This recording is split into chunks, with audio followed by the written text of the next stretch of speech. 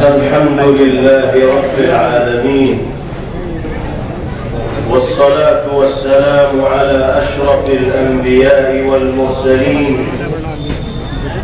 سيدنا ومولانا محمد بن عبد الله المتين وعلى آله وأصحابه الطيبين الطاهرين. أما بعد، فأعوذ بالله من الشيطان الرجيم. بسم الله الرحمن الرحيم. ولقد نعلم أنك يضيق صدرك بما يقولون، فسبح بحمد ربك وكن من الساجدين، واعبد ربك حتى يأتيك اليقين. صدق الله مولانا العلي العظيم. دیوبند کی تاریخی سرزمین پر حضرات علماء کرام اور شہر کی ذمہ دار شخصیات کی موجودگی میں غیور عوام کا یہ جمع غفیر محسن انسانیت، فخر دو عالم، تاجدار مدینہ جناب محمد رسول اللہ صلی اللہ تعالی علیہ وسلم کی شان اقدس میں زبانی اور قلمی گستاخی کرنے والے بد نصیبوں کو شاعر کی زبان میں یہ پیغام دیتا ہے، اپنے جذبات کا اظہار کرتا ہے، ناموس رسالت کے تحفظ کے جذبے کو اپنے دل میں لے کر پورے اعتماد اور حوصلے کے ساتھ برملا اپنے دل کے جذبات کی ترجمانی کرتا ہے کہ صحبائے عقیدت کے پروانے ہزاروں ہیں، صحبائے عقیدت کے پروانے ہزاروں ہیں، کاندھوں پہ کفن ڈالے دیوانے ہزاروں ہیں، کاندھوں پہ کفن ڈالے دیوانے ہزاروں ہیں، اور گستاخ زبانوں کو وہ کاٹ کے رکھ دیں گے، گستاخ زبانوں کو ہم کاٹ کے رکھ دیں گے، گستاخ قلموں کو ہم توڑ کے رکھ دیں گے۔ دنیا میں محمد کے دیوانے ہزاروں ہیں، دنیا میں محمد کے دیوانے ہزاروں۔ ایک مسلمان کا جناب رسول اللہ صلی اللہ تعالی علیہ وسلم کی ذات پاک کے ساتھ جو جذباتی رشتہ ہے، جو والہانہ لگاؤ ہے، جو قلبی تعلق ہے، اس کا یہ تقاضا ہے، اور اس تقاضے کا مظاہرہ روز اول سے مسلمان اس دنیا میں کرتا چلا آیا ہے کہ وہ اپنی عزت کو نیلام کر سکتا ہے، وہ اپنی آبرو کو قربان کر سکتا ہے، وہ اپنی خواہشات کو پس پش ڈال سکتا ہے، لیکن وہ اس بات کو گوارا نہیں کر سکتا کہ اس کے جیتے جی سرکار دو عالم صلی اللہ تعالی علیہ وسلم کی شان اقدس میں گستاخی کی جائے، نازیبہ کلمات کہے جائیں، یہ توہین آمیز خاکے پیغمبر علیہ السلام کے حوالے سے عام کیے جائیں۔ اس وقت دنیا میں تقریباً 8 ارب لوگ بستے ہیں، جن میں سے 2 ارب کے قریب صرف مسلمان ہیں۔ گویا کہ دنیا میں بسنے والے انسانوں میں 25% طبقہ ان انسانوں کا ہے جن کے دلوں میں اس کائنات میں اللہ رب العزت والجلال کے بعد اگر کسی شخصیت کی اور ذات کی سب سے زیادہ قدر و منزلت و عظمت پائی جاتی ہے تو وہ جناب محمد رسول اللہ صلی اللہ تعالی علیہ وسلم۔ دنیا کے ٹھیکیداروں کو، دنیا میں امن اور انصاف کا ڈھنڈورا پیٹنے والی طاقتوں کو یہ سمجھنا چاہیے، ان کو اس بات کا شعور اور احساس ہونا چاہیے کہ اگر دنیا کا کوئی بدنصیب جناب رسول اللہ صلی اللہ تعالی علیہ وسلم کی شان اقدس میں گستاخی کر رہا ہے تو وہ دنیا میں بسنے والے انسانوں کے 25% طبقے کے دلوں کو مجروح کر رہا ہے، اور جب دنیا کی اتنی بڑی آبادی بے چینی اور اضطراب کا شکار ہوگی تو اس دنیا میں امن و سکون باقی نہیں رہتا ہے۔ اسی وجہ سے ہم یہ سمجھتے ہیں اور ہم یہ کہتے ہیں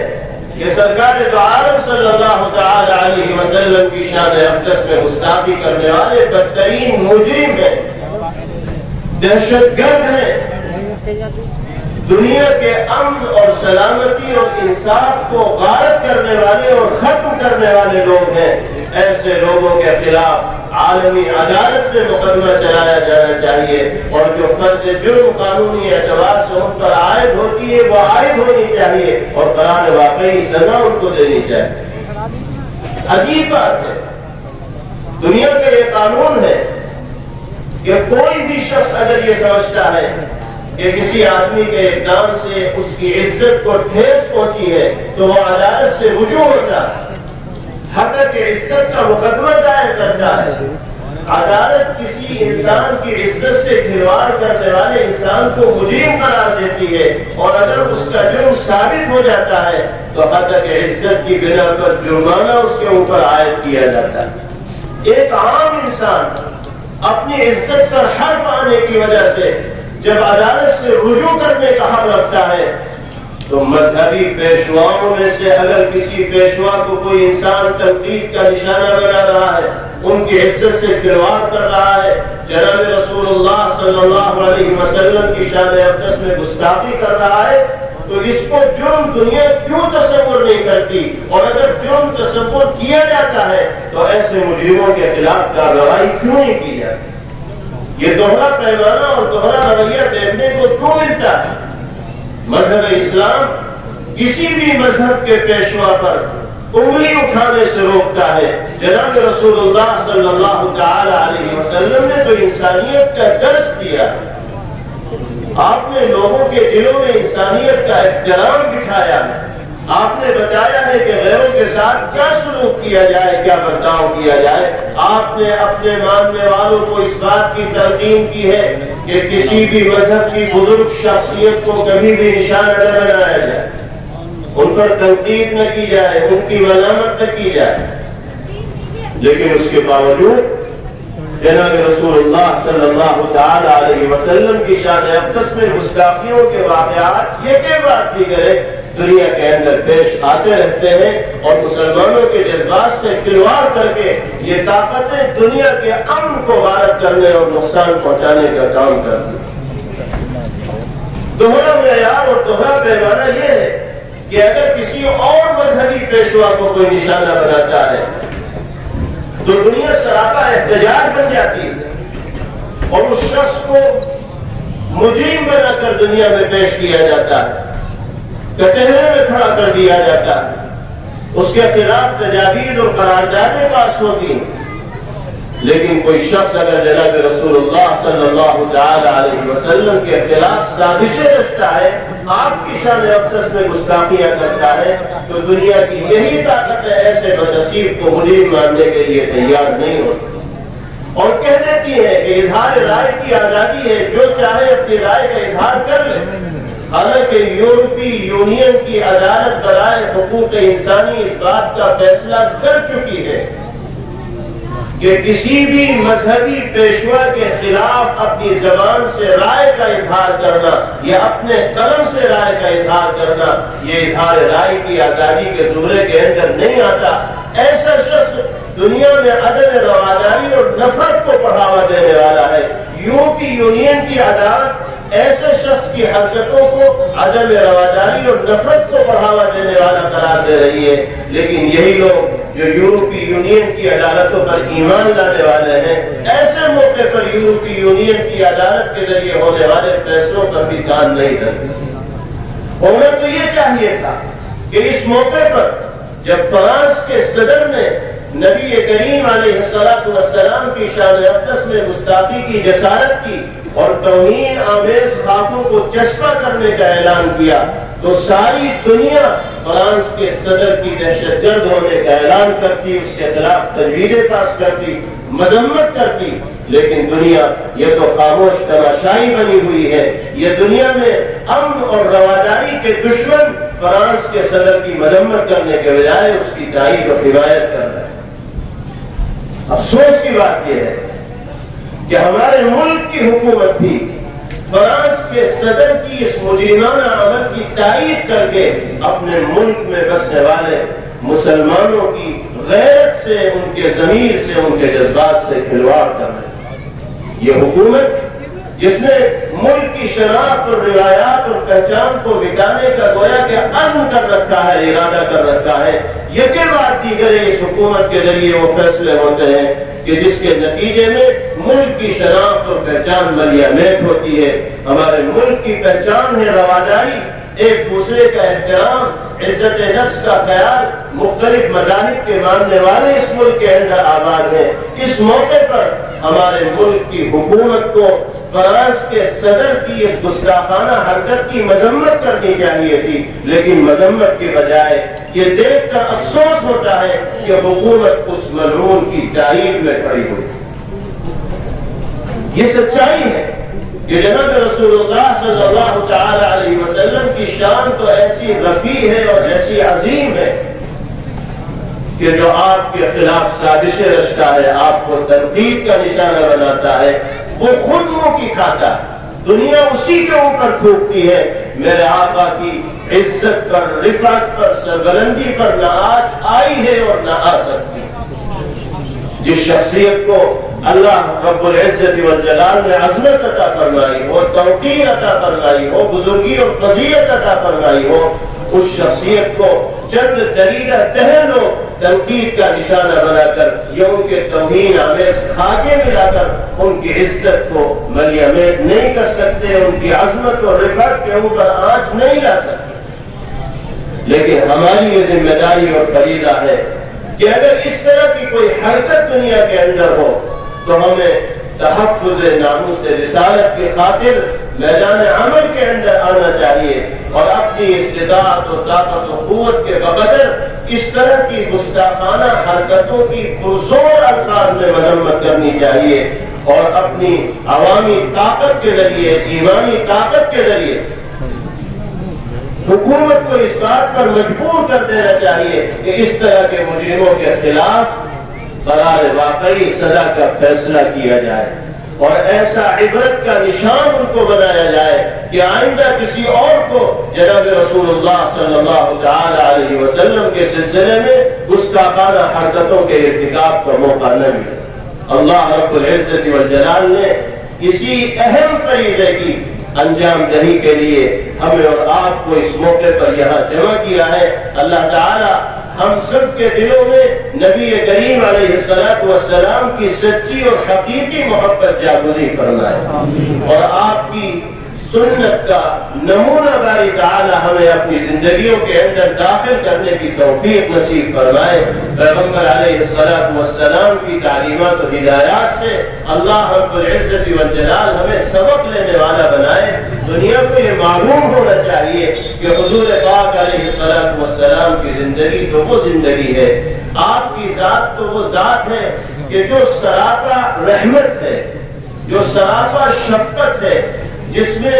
اپنے تو اپنے غیروں کے ساتھ اور جانی دشمنوں کے ساتھ بھی سختی درشتگی پائی نہیں جاتی، وہ غیروں کے ساتھ بھی وہ معاملہ کیا کرتے تھے جو آج ہم اپنوں کے ساتھ نہیں کر سکتے۔ آپ نے سنا ہوگا کہ ایک جنازہ جناب رسول اللہ صلی اللہ تعالی علیہ وسلم کے سامنے سے گزرتا ہے، آپ کھڑے ہو جاتے ہیں، صحابہ عرض کرتے ہیں کہ یا رسول اللہ انہا جنازۃ یہودی، اللہ کے رسول یہ تو ایک یہودی کا جنازہ ہے۔ آپ اس جنازے کو دیکھ کر کھڑے ہو گئے۔ نبی کریم علیہ السلام ارشاد فرماتے ہیں کہ کیا یہ انسان نہیں ہے؟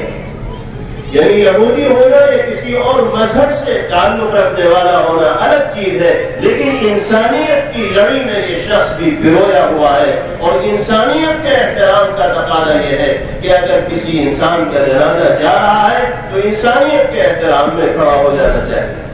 یہ جذبہ جناب رسول اللہ صلی اللہ تعالی علیہ وسلم کے دل کے اندر پایا جاتا ہے، جو طاقتیں پیغمبر علیہ السلام کی توہین آمیز خاکوں کی اشاعت کر رہی ہیں اور اس پر اصرار کر رہی ہیں، ان کو سمجھ لینا چاہیے کہ وہ دنیا کی کتنی بڑی تعداد میں بسنے والے لوگوں کو ٹھیس پہنچانے کا کام کر رہی ہیں۔ اتنی بڑی آبادی اگر اضطراب اور بے چینی کا شکار ہوگی تو پھر اس دنیا کے اندر امن و امان، آشتی اور سلامتی باقی نہیں رہ پائے۔ ہمارا عالمی برادری سے یہ مطالبہ ہے کہ وہ اپنی حکمرانی کی طاقت و قوت کا استعمال کریں اور فرانس کی اس گستاخانہ حرکت پر سفارتی تعلقات فرانس سے یکسر ختم کر دیں، اس کو یہ باور کرائے کہ نبی پاک علیہ السلام کی شان اقدس میں گستاخی کی وجہ سے ہمارے دلوں میں کس طرح کی ناراضگی، ہمارے عوام کے دلوں میں کس طرح کی بے چینی پائی جاتی ہے۔ اس موقع پر ضرورت ہے کہ مسلم حکمراں اپنی ذمہ داری کو ادا کرنے والے بنے۔ اللہ تعالیٰ نے ان کو حکومت دی ہے، اقتدار دیا ہے، طاقت دی ہے، قوت دی ہے، اگر وہ اس موقع پر بھی نبی پاک علیہ السلام کی ناموس کی تحفظ کے خاطر کوئی کڑا قدم نہیں اٹھائیں گے تو پھر اللہ کے سامنے جواب دینا ان کے لیے مشکل اور بھاری ہو جائے گا۔ نبی کریم علیہ السلام کو منہ دکھانا ان کے لیے مشکل ہوگا۔ آج افسوس کے ساتھ ہمیں یہ بھی کہنا پڑتا ہے کہ عوام کو اضطراب و بے چینی کا شکار ہو کر سڑکوں پر آ رہی ہے اور قرآن اور مؤثر احتجاج کر رہی ہے، لیکن جن حکمرانوں کو اس موقع پر تحفظ ناموس رسالت کے خاطر مضبوط اور مؤثر قدم اٹھا کر فرانس کے صدر کو اپنے قدموں میں گرنے پر مجبور کر دینا چاہیے تھا، آج ان مسلم حکمرانوں کی زبانوں پر تالے لگے ہوئے ہیں۔ کوئی اقدام کرنا تو دور کی بات ہے، وہ صحیح طور پر مذمت کرنے کی بھی ہمت اور جرأت نہیں کرتا ہے۔ جب ایمان اتنا کمزور ہو جائے گا اور مصلحت اتنی حاوی ذمہ داروں کے ذہن و دماغ پر ہو جائے گی تو پھر عزت کے ساتھ اس دنیا کے اندر اہل ایمان کا جینا مشکل سے مشکل تر ہوتا چلا جائے۔ عوام سے ہمارا یہ مطالبہ ہے، جیسے اس اسٹیج سے کہا گیا کہ ہم فرانس کی مصنوعات کا بائیکاٹ کریں، اس لیے کہ اس ملک میں رہتے ہوئے فرانس کے صدر کی اس گستاخانہ حرکت کا نوٹس اگر ہم لیں گے تو اس کا یہی ایک طریقہ ہو سکتا ہے کہ معاشی طور پر ہم ان کو جتنا نقصان پہنچا سکتے ہیں اپنی ذات کے ذریعے پہنچائیں، لیکن قانون کو ہمیں اپنے ہاتھ میں نہیں لینا، صبر و تحمل کے ساتھ ملکی قانون کی پوری پاسداری اور رعایت کرتے ہوئے اپنے دلی جذبات کا اظہار کرنا ہے، اپنے قلبی جذبات کی ترجمانی کرنی ہے۔ اس ملک کی کوئی عدالت اور کسی طرح کا کوئی قانون ملک میں بسنے والے باشندوں کو اپنے دلی جذبات کے اظہار سے نہیں روکتا۔ آج کا یہ احتجاج بھی قانون کے دائرے میں کیا جانے والا احتجاج ہے، اور اس احتجاج کے ذریعے، اس موقع اسٹیج کے ذریعے ہم اپنے ملک کی حکومت سے یہ مطالبہ کرنا چاہتے ہیں کہ آپ اپنے ملک میں بسنے والے مسلمانوں کی ضمیر کی آواز کو پہچانیے، ہمارے جذبات کو جانیے۔ ہم اسی ملک کے باسی اور رہنے والے ہیں، آپ کو اللہ نے ہم پر حکمراں بنایا ہے، آپ کی ذمہ داری اپنی تمام رعایا کے ساتھ یکساں سلوک اور یکساں برتاؤ کرنے کی ہے۔ آپ نے یہ نعرہ دیا کہ سب کا ساتھ اور سب کا وکاس، نعرہ تو یہ دیتے ہو اور حرکتیں ایسی کرتے ہو کہ بس ایک ہی کا جھنڈا لے کر چلیں گے، دوسرے کی تو ہم جڑیں کھوکھلی کرنے کی کوشش کریں گے، تو آپ کا دعویٰ آپ کے عمل سے کے ساتھ میل کھانے والا نہیں ہے۔ اگر آپ سب کا ساتھ اور سب کا وکاس کرنا چاہتے ہیں تو مسلمانوں کے جذبات پر آرے چلانے والا کام آپ کیوں کر رہے ہیں؟ آپ کو مسلمانوں کے جذبات کی ترجمانی کرنی چاہیے تھی، آپ کو فرانس کے صدر کو سمجھانا چاہیے تھا کہ تم اس طرح کی گستاخانہ حرکت کر کے دنیا میں عدم رواداری، عدم تحمل اور نفرت کو بڑھاوا کیوں دے رہے ہو؟ لیکن آپ نے اپنی ذمہ داری سے منہ موڑ کر دہشت گردی کا ارتکاب کرنے والے فرانس کے صدر کی تائید کی ہے، اور تائید بھی اس انداز میں کی ہے کہ ہم فرانس میں ہونے والی دہشت گردی کے خلاف ہیں اور فرانس کے ساتھ دہشت گردی میں ہم اس کے شانہ بشانہ شامل ہیں۔ آپ کو سوچنا چاہیے تھا کہ فرانس کا صدر خود دہشت گردی کر رہا ہے، آپ تو دنیا سے دہشت گردی مٹانے کا دم بھرتے ہیں۔ ایک طرف تو آپ کا دم بھرنا ہے، اعلان کرنا ہے، اور دوسری طرف اس ملعون شخص کا ساتھ دینا ہے جو اپنے غلط اقدام کے ذریعے دنیا کو دہشت کے گہرے گڑھے کے اندر ڈالنا چاہتا ہے اور دنیا کی آبادی کو اضطراب اور بے چینی کا نشانہ بنانا ہے۔ ہم ملک کے واسی ہیں، باشندے ہیں، اس لیے اس موقع پر اسٹیٹ کے ذریعے حکومت سے مطالبہ کرتے ہیں کہ وہ اپنے موقف سے رجوع کرے، صحیح کو صحیح کہے اور غلط کو غلط کہے، اور اپنے ملک میں بسنے والے تمام لوگوں کی جذبات کی ترجمانی کا فریضہ انجام دینے والی بنے، تاکہ ملک کی رعایا اور ملک میں رہنے والے لوگوں کے دلوں میں حکومت کرنے والے طبقے کا کسی نہ کسی درجے میں ان کی عزت آ جائے، ان کا احترام آ جائے، ان کے سلسلے میں کوئی گوشہ آ جائے۔ لیکن اگر قدم بقدم مسلمانوں کے خلاف اقدامات کیے جائیں گے تو خلیج بڑھتی چلی جائے گی، دوری ہوتی چلی جائے گی۔ اور عوام سے ہمارا یہ مطالبہ ہے کہ اس طرح کے حالات میں سب سے اہم ذمہ داری ہر مسلمان کی یہ ہے کہ وہ جناب رسول اللہ صلی اللہ تعالی علیہ وسلم کی مبارک و پاکیزہ زندگی کو، آپ کی تعلیمات و ہدایات کو، آپ کے کردار و اخلاق کو اپنی زندگی کے اندر نافذ کرنے کی اور ہر ممکن طریقے سے داخل کرنے کی کوشش کریں۔ دنیا نبی کریم علیہ السلام کی شان اقدس میں گستاخی کر کے، آپ کی غلط تصویر پیش کر کے ہمیں اور آپ کو پیغمبر علیہ السلام سے دور کرنا چاہتی ہے۔ ایسی طاقتوں کا جواب دینے کے لیے، ایسی طاقتوں کا منہ توڑ جواب دینے کے لیے ضروری ہے کہ تم جتنا ہمیں پیغمبر علیہ السلام سے دور کرنا چاہو گے، ہم نبی کریم علیہ السلام سے اتنے ہی قریب ہو کر زندگی گزاریں۔ پیغمبر علیہ السلام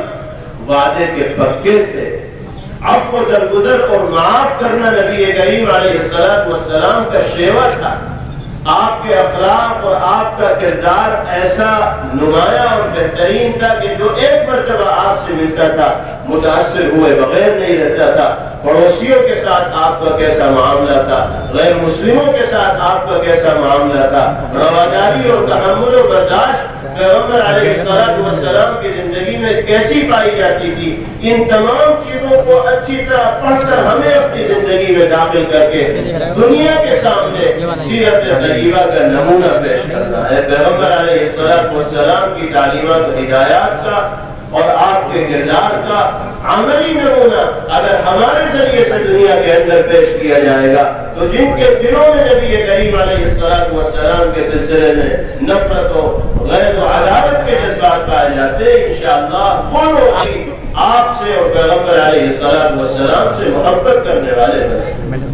ہمارا یہ پیغام ہے کہ ہمیں نبی پاک علیہ السلام کے پیغام کو عام کرنا ہے، آپ کی دعوت کو عام کرنا ہے، آپ کے اخلاق و کردار کو عام کرنا ہے۔ اینٹ کا جواب پتھر سے نہیں دینا بلکہ ہمیں اینٹ کا جواب نرمی کے ساتھ دینا ہے، گالیوں کا جواب پھول سے دینا ہے، سختی کا جواب نرمی کے ساتھ دینا ہے۔ نبی کریم علیہ السلام نے فرمایا صل من قطعک واعف عمن ظلمک واحسن الی من اساء الیک، جو تم سے رشتہ ناطہ توڑ رہا ہے تم اس سے رشتہ جوڑنے والے بنو، جو تم پر ظلم و زیادتی کر رہا ہے تم اسے درگزر اور معاف کر دو، اور جو تمہارے ساتھ بدسلوکی اور برا برتاؤ کرنے والا ہے تم اس کے ساتھ حسن سلوک اور اچھا برتاؤ کرنے والے۔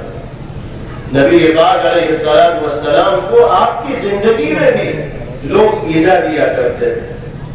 طرح طرح کے جملے پیغمبر علیہ السلام کے سلسلے میں کسے جاتے تھے، آپ کے دل کو ٹھیس پہنچتی تھی، آپ بے چین ہو جاتے تھے۔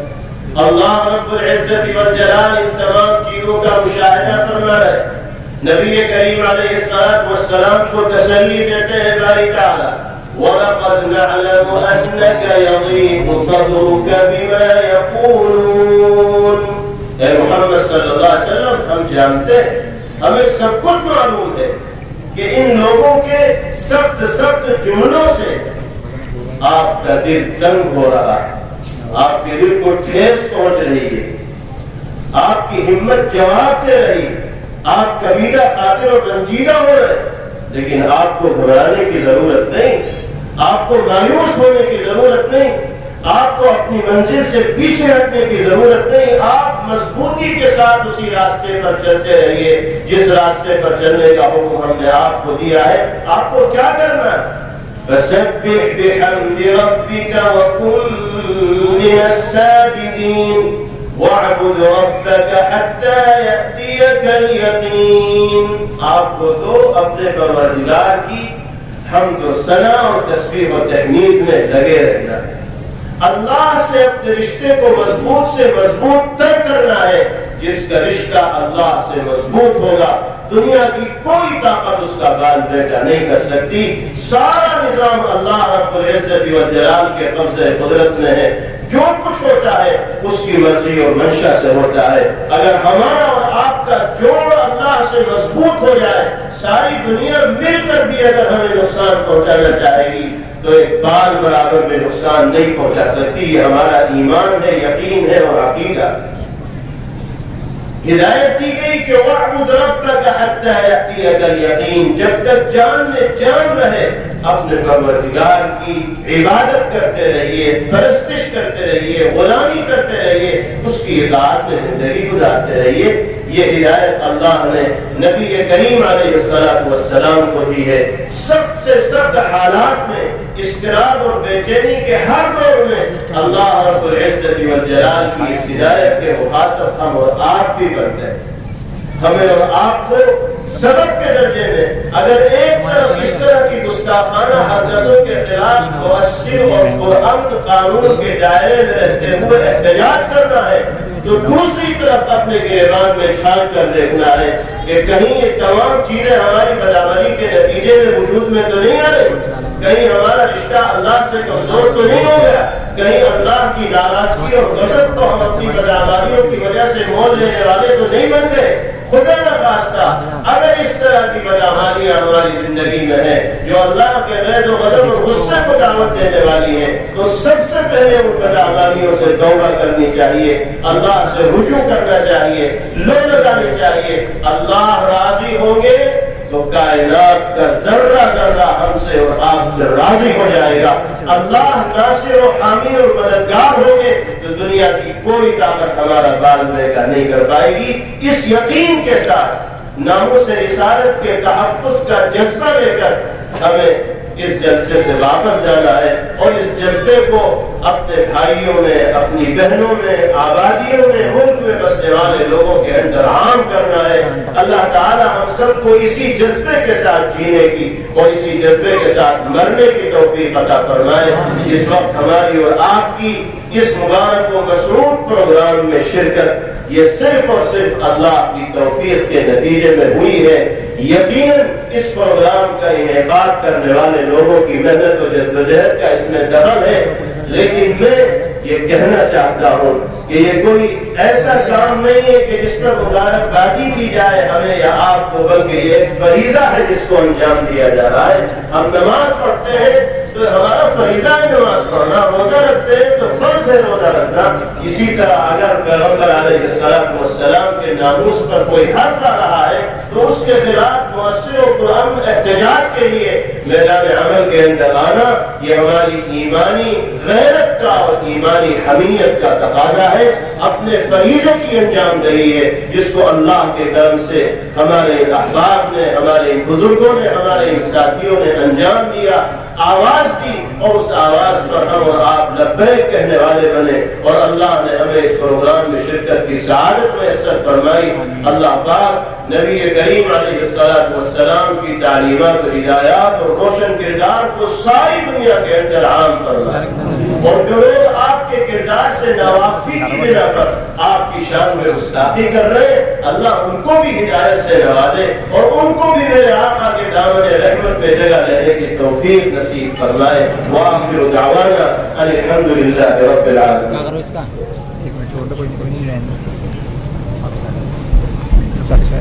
جزاکم اللہ خیر، احسن الجزا۔ وہ تمام مطالبات جو حضرت مولانا مفتی عفان صاحب منصور پوری دامت برکاتہ نے اپنے خطاب میں رکھے ہیں